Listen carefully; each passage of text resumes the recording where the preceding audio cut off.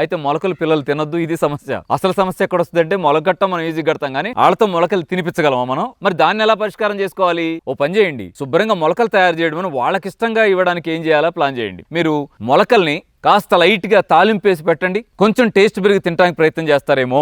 Next మొలకలు ఇచ్చే సందర్భాల్లో కాస్త తీయగా ఉండటానికి మొలకల్ని పక్కన మీరు ఖర్జూర పళ్ళు పెట్టండి. ఖర్జూర పండు నంచుకుంటూ మొలకలు తిన్నానా అని అలవాటు చేయండి. అది నెమ్మదిగా ఒక రోజు కాకపోతే ఒక రోజు అయినా నెమ్మదిగా దారికొచ్చే అవకాశం ఉంటుందేమో. అలాగే మొలకల పక్కన మీరు నానబెట్టిన జీడిపప్పు, బాదం పప్పు, పిస్తా పప్పు అలాంటివి పెట్టండి. అవి పెడితే ఈ మొలకలు తింటూ అది కాస్త నంచుకుంటూ, కిస్మిస్ కాస్త నానబెట్టిన కిస్మిస్, నానబెట్టకుండానే కిస్మిస్, నానబెడితే తింటానంటారో వీళ్ళు తినరు, నానబెట్టకుండానే కిస్మిస్ కాసిన ప్లేట్లో ఉంచండి. జీడిపప్పు ఉంది, కాస్త కిస్మిస్ ఉంది, కాస్త పిస్తా ఉంది, బాదం పప్పు ఉంది, ఈ మొలకలు ఉన్నాయి, ఇవి ఖర్జూర పళ్ళు ఉన్నాయి. ఇవన్నీ నంచుకుంటున్నాను రోజు కాసిని తింటూ ఒక నెల 2 నెలలు గడిచేసరికి మనం కోరుకున్నంత మొలకలు తినే స్టేజ్కి పిల్లలు వస్తారేమో గమనించండి.